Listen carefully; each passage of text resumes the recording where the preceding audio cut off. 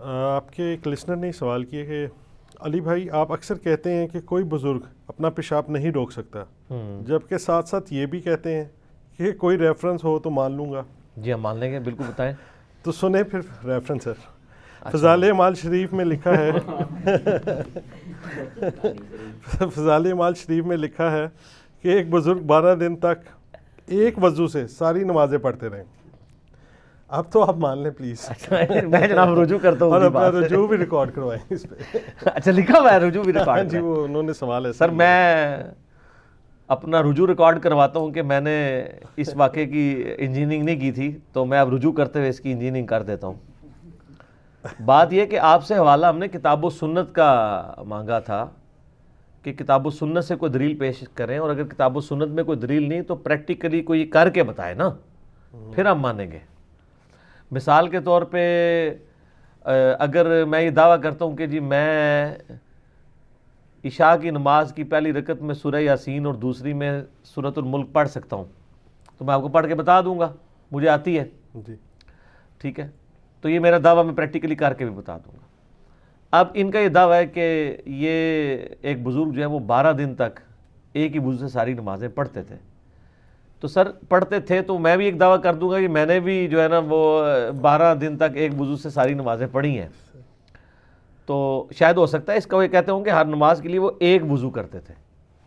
نہیں سر، کلیئر لکھا ہے کہ 12 یعنی ایک وضو کیا اور وہ ٹوٹا نہیں، وہ ٹوٹا نہیں، 12 دن ٹوٹا نہیں 12 دن تک۔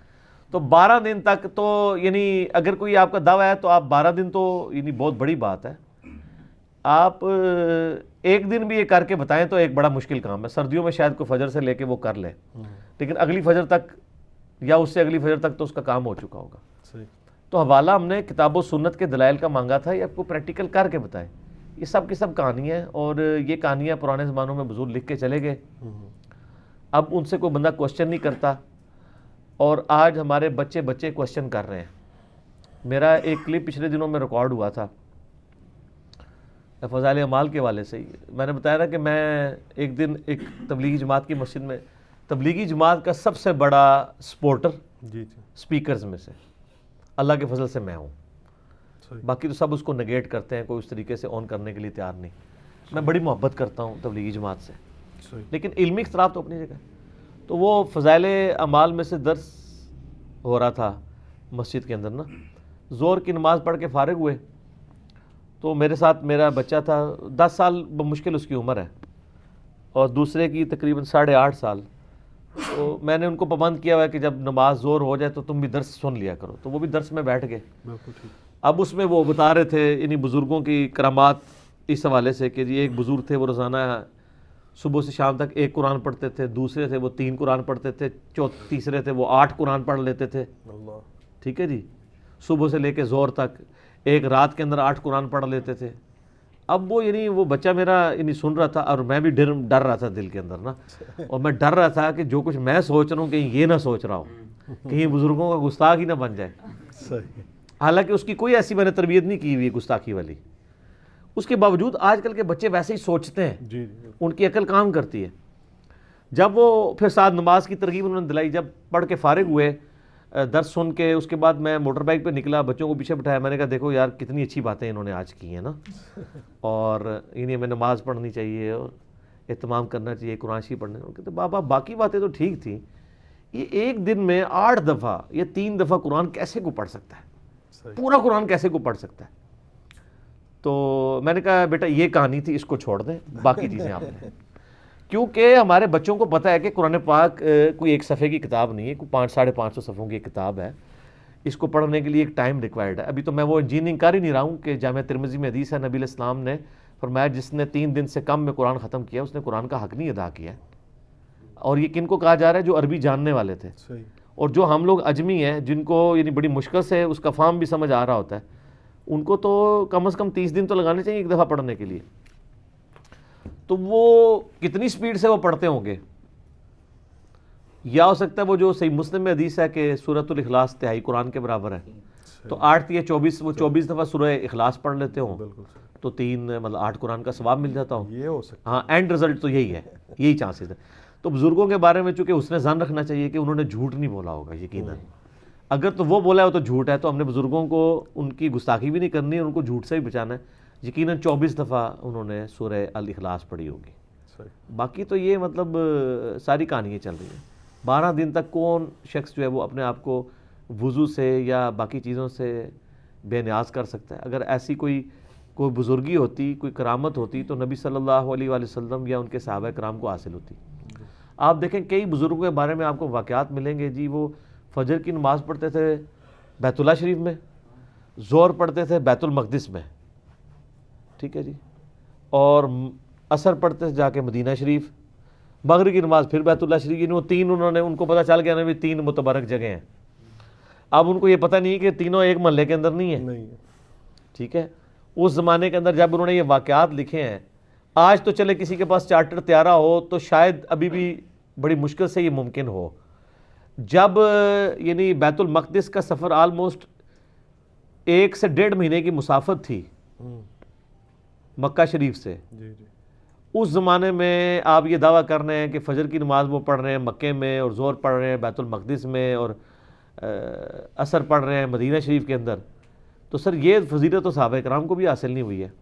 صحیح مسلم میں حدیث ہے، نبی علیہ السلام ایک یعنی صحابہ کے گروہ کے پاس سے گزرے، وہ یعنی پورا وہ ایک آپ سمجھ لیں ایک قبیلہ تھا، تو وہ مدینہ شریف کے قریب شفٹ ہوئے، تو نبی علیہ السلام نے فرمایا کہ آپ لوگ ادھر کیوں آئے ہیں؟ تو انہوں نے کہا کہ ہمیں نماز کے لیے دور سے آنا پڑتا تھا تو بڑی دقت ہوتی تھی، تو اب ہم مدینہ شریف میں ہی رہائش لے لی ہم نے تاکہ ہمیں جلدی مسجد میں پہنچ جائیں۔ تو آپ صلی اللہ علیہ وآلہ وسلم نے فرمایا تم جتنے قدم چل کے آتے تھے وہ تمہیں ثواب ملتا تھا، تو پھر واپس چلے گئے اس جگہ پہ۔ لیکن ان کے زمانے میں کسی کے دماغ میں بھی یہ کیڑا نہیں تھا کہ یار اڑ کے بھی آیا جا سکتا ہے۔ سر یہ انجینئرنگ کا دور ہے نا۔ صحابہ کرام تو اپنے تھک جاتے تھے ایک محلے سے دوسرے محلے میں آتے ہوئے، تو نبی علیہ السلام نے جو کہا کہ تم دور سے چل کے آتے ہو، تو اس کی بجائے آپ کہتے کہ یار تمہیں کیا مسئلہ ہے، میرے امت کے تو چھوٹے چھوٹے اولیاء اللہ جو ہیں وہ ہزاروں میل کا سفر کریں گے، تو تم تو اولیاء کے بھی سردار ہو، تم تو صحابی ہو، تمہارے لیے کوئی مسئلہ اڑ کے آ جاؤ۔ اس زمانے میں یہ کہانیاں ہوتی ہی نہیں تھی، اس لیے ہم کہتے ہیں کتابوں کا دین اور ہے اور بابوں کا دین اور ہے۔ یہ ساری کی ساری کہانیاں انہوں نے بنائی ہوئی ہیں، یہ پاسبل ہی نہیں ہے۔ اور اگر کوئی کہتا ہے پاسبل ہے تو ہم کہتے ہیں کوئی ایک سیمپل پیش کر دیں ہمارے سامنے، ہم تو اللہ کے فضل سے 12 گھنٹے بھی اس کا وضو نہیں رہنے دیں گے۔ ہم پہلے اسے جو ہے نا وہ جاگنگ والی مشین پہ چڑھائیں گے، 8-10 کلومیٹر اس سے ورزش کروائیں گے، سخت گرمیوں میں جون جولائی کی۔ اس کے بعد ہم اس کو شکنجوی دیں گے، 3 جگ پلائیں گے اسے، اور اس کے بعد اسے کہیں گے آپ خود ہی باندھ لیں، اور اس کے بعد پیشاب روک کے بتائیں، تو پتہ چل جائے گا کوئی روک سکتا ہے۔ چیخیں نکلیں تو آپ نے اس کو معرفت کی باتیں سمجھ کے اگنور کر دینا ہے۔ چیخوں کا جی چیخوں کا ظاہر ہے بزرگ ظاہر ہے بزرگ تو روک سکتے ہیں نا، تو روکیں گے، تو اگر وہ چیخیں نکلیں تو پھر آپ نے ان کو معرفت کی باتیں سمجھنا ہے۔ لیکن زیادہ دیر نہیں، تھوڑی دیر بعد جب وہ رونے پہ آ جائیں اور ریکویسٹ کریں کہ میں اپنی بزرگی سے توبہ کرتا ہوں، پھر آپ ان کی ویڈیو بنا لیں، اس کے بعد آپ ان کو اجازت دے دیں، اور پھر آپ دیکھیں وہ یہ سب کے سب جھوٹ ہے میرے بھائی، کوئی اپنا پیشاب بھی نہیں روک سکتا۔ خدا کے لیے یہ باتیں آپ کہانیاں کرانی بند کریں۔ میں نے یعنی کئی دفعہ یہ واقعہ سنایا ہے کہ ایک وہ ہمارے جاننے والے تھے، وہ بتانے لگے کہ فیصل آباد کے پاس کوئی ایک بزرگ تھے جن کا دعویٰ تھا وہ روحانی آپریشن کرتے ہیں، تو ایک بندہ ان کے پاس نہ اپنا نومولود بچہ لے کے چلا گیا کہ جی آپ تو بائی پاس کرتے ہیں، اس بچے کے ختنے کریں روحانی طور پہ۔ روحانی طور پہ جو ختنے ہیں اس کا مطلب ہے بلیڈ نہیں چلے گا، خون نہیں نکلے گا، ہونے کا خطرے نہیں ہو سکتے۔ بائی پاس اگر روحانی ہو سکتا ہے جس میں گرائنڈر چلتا ہے ادھر جناب، یہ پسلیاں توڑی جاتی ہیں، دل نکالا جاتا ہے باہر، یہ پوری اوپن ہارٹ سرجری ہے، جو بندہ وہ پسلیوں والی سرجری کر سکتا ہے اور ختنہ تو بالکل سامنے، تو کر کے بتا دے۔ ختنہ آپ کو نظر آ جانا ہے، بائی پاس نظر نہیں آنا، تو کہانی چل جانی ہے۔ تو ختنہ نہیں ہو سکتا، ختنہ کوئی نہیں کر سکتا۔ اور میرے آفس کے کلیگ ہیں، وہ ایک دن مجھ سے چھٹی لینے کے لیے میرے یعنی سب آرڈینیٹ کے طور پہ کام کرتے تھے، تو پھر ان کی ٹرانسفر ہو گئی، تو مجھے خود بتانے لگے، مجھے کہتا نہیں وہ سر چھٹی چاہیے 3 دن کی نا، ہم نے وہ بہاولپور جانا ہے، تو میرے والد صاحب کو دل کی تکلیف ہے، تو ڈاکٹروں نے ان کا بائی پاس ریکمینڈ کیا، لیکن وہاں ایک کوئی بزرگ بیٹھے ہوئے ہیں وہ روحانی آپریشن کر دیتے ہیں۔ اور میں نے کہا یار تم جیسے پڑھے لکھے لوگ. کہتا ہے جی میں کیا کروں, ابا جی کو کون سمجھائے. میں کہا ابا ایکسپائر ہو جائے گا اتنے پہنچتے بہاولپور کوئی نیڑے ہے 14-15 گھنٹے تو مطلب باسج بہ کے جانا ہے. تو میں نے کہا یار یہ اتنا بڑا رسک لے رہے ہو تم, ڈاکٹر نے ریکمینڈ کیا ہوا ہے اور خدا نہ خواستہ. کہتا جی کیا کریں, اب ابا جی کے ساتھ لڑائی تو نہیں کر سکتے. تو وہ خیر والد صاحب کے ساتھ چلا گیا. میں تو بڑا کانشیسلی انتظار کر رہا تھا یار مجھے کوئی فیڈ بیک ملے کہ یار یہ روحانی آپریشن اور بائی پاس کیسے ہوتا ہے. جب وہ واپس آئے نا چھٹیاں گزار کے, میں نے کہا جی کیا بنا, تو وہ اس نے بڑا منہ لٹکایا ہوا. وہ کہتے کیا ہے, فراڈ ہی تھا سب کچھ. میں نے کہا کیوں یار تم لوگ تو گئے تھے. کہتا ہے جی وہ میرے ابا جی بھی بڑے سیانے تھے, انہوں نے کہا جی میرا بائی پاس تم نے کرنا ہے لیکن وہ میں چیک کروں گا بائی پاس ہوا ہے کہ نہیں ہوا. اچھا, انہوں نے کہا کن چیک کرو گے. انہوں نے کہا گل یہ ہے کہ میں 10 منٹ جب چلتا ہوں نا تو مجھے سانس چڑھ جاتا ہے. بائی جس کے یعنی وینس بند ہوئی ہو نا تو تھوڑی سی واک کرنے سے بھی اس کو سانس پھولنا شروع ہو جاتا ہے. اس نے کہا تو آپریشن کر, میں 10 منٹ ٹراں گا. تو جی مجھے سانس چڑھ گیا تو مطلب آپریشن کوئی نہیں, تیرا فراڈ ہی ہے. اور اگر نہ چڑھا تو میں 10 منٹ کیا, وہ کہتا ہے جی ان کو تو 5-6 منٹ کے بعد سانس چڑھنا شروع ہو گیا. بل جو پیسے ضائع ہونے تھے وہ تو ہو گئے, یعنی آنے جانے کا کرایہ اور یہ وہ, لیکن کم از کم چلے پیسے ضائع کر کے قیدہ ٹھیک ہو گیا. تو ہم بھی یعنی ان لوگوں سے کہتے ہیں روحانی طور پہ دم ڈالنا یہ ساری چیزیں برحق ہیں, لیکن جو چیزیں فزیکلی ان چیزوں کے ساتھ ریلیٹڈ ہیں نا ان کو آپ اس طریقے سے نہ کیا کریں. یعنی نبی علیہ السلام نے ہمیں کوئی ایسا وظیفہ نہیں بتایا کہ جس وظیفے کو پڑھ کے کسی بچے کے ختنے ہو جائیں. بالکل صحیح. آپ علیہ السلام نے یعنی زخم کو سینے کے لیے کوئی صورت نہیں بتائی کہ کہیں پہ زخم پھٹا ہوا ہو تو آپ اس پہ پھونک ماریں یہ پڑھ کے تو وہ جڑ جائے گا. اس کے لیے ٹانکے ہی لگانے پڑتے ہیں. ٹھیک ہے. اگلے زمانوں کے اندر زیادہ مسئلہ ہوتا تھا, وہ داغ دیا کرتے تھے, داغ ہی لگوانا پڑتا تھا. بالکل صحیح. آج کل اسی کی ماڈرن فارم ہے جو الیکٹرک داغ دیتے ہیں. جب آپریشن ہوتا ہے آپ کو پتا ہے اب بھی سون نہیں نکلتا, وہ الیکٹرک کے ذریعے اس کو داغ دے دیتے ہیں. تو یہ سارے کے سارے معاملات چلا کرتے تھے. پھر میں یہ کہتا ہوں کہ یہ جو بزرگ ہیں, میں اب ذرا ایک سٹیپ اور آگے چلا جاتا ہوں, یہ بزرگ جو لوگوں کے روحانی آپریشن کرتے ہیں تو کیا یہ اپنے غیر ضروری بال جو ہیں وہ نگاہ مار کے صاف کرتے ہیں یا بلیڈ استعمال کرتے ہیں؟ بلیڈ سے ہی لازمی. کیوں سر, جو بائی پاس کر سکتا ہے اس کو غیر ضروری بال صاف کرنے کے لیے بلیڈ کی ضرورت کیوں ہے؟ اس کو تو چاہیے وہ کہ میرے پیچھے آج عشاء کی نماز پڑھو. اللہ اکبر. تو جتنے پڑھیں گے سارے غیر ضروری بال ہمیشہ سے ختم ہو جان گے, بلیڈ کی ضرورت ہی نہیں پڑے گی. کوئی مطلب کو پازیٹیو ان پٹ دیں نا, کوئی ایسی یعنی پاکیزگی والا معاملہ کریں, کوئی فائدہ ہو لوگوں کو. آج نئی گل ہے, انہیں دماغ ہی چاہیے. ٹھیک ہے.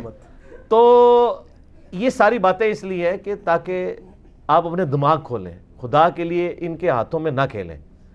یہ آپ کے ساتھ جو کھلواڑ کر رہے ہیں دین کے نام کے اوپر, ہماری آندہ آنے والی نسلیں سیکولر ہو جائیں گی جب وہ دین کا یہ والے پہلو دیکھنا شروع کریں گی. یہ جو کچھ آپ کو جعلی پیر ویڈیوز میں دکھا رہے ہوتے ہیں نا, اس طرح کی ویڈیو جو ہے نا وہ ڈیوڈ کاپر فیلڈ نے بھی بنائی ہوئی ہے. بالکل بہت ہے. او بڑے بزرگ جو اس میں وہ الیوژن ہوتا ہے, اس طرح نہیں ہوتا. اسٹیچو آف لبرٹی اس نے غائب کر کے, وہ اس لیے کہ وہاں جتنے بندے تھے وہ کیمرے سے غائب کیا نا, فزیکلی تو غائب نہیں ہوا نا. اگر وہ فزیکلی غائب کر سکتا ہے تو ہمیں امام کعبہ کو غائب کرے نا, اور وہاں پہ اپنے فرقے کا امام کھڑا کر دے. حج عمرے کے لیے جائیں, نگاہ مارے امام کعبہ غائب, اپنے فرقے کا امام آگے کرو. وہ کہانی ہے ساری. اپنا واقعہ بتائیں گے اس میں؟ ضرور شرارت کوئی نہ کوئی وش کر دیں. میں نے واقعہ اپنا مسئلہ نمبر 13 میں بتایا ہوا ہے. حضرت خضر علیہ السلام کے بارے میں نا مشہور ہے کہ جی پانیوں پہ حضرت خضر کی حکومت ہے. تو میں نے اسے بتایا تھا کہ 2010 کی بات ہے, اوائل کی. میں نے بورنگ والے کے ساتھ ٹھیکہ کیا 40,000 روپے میں. میں مختصر سناتا ہوں جس کے لے کے نہیں, کیونکہ اگلے سوال بھی کرنے ہیں. تو وہ جناب ٹھیکہ طے ہوا کہ جی وہ 40,000 روپے میں 200 فٹ تک جایا جائے گا. تو اس نے 210 فٹ کر کے کہا جی میں 210 فٹ تک چلا گیا, چھٹ بھی نہیں پانی دی. ٹھیک ہے جی. تے تسی نا تانوں میں پہلے کیا سی کہ حضرت خضر دے نام دا بکرا دیو. وہ میں کہ بکرے شکرے اسی کو نہیں دینے پائی.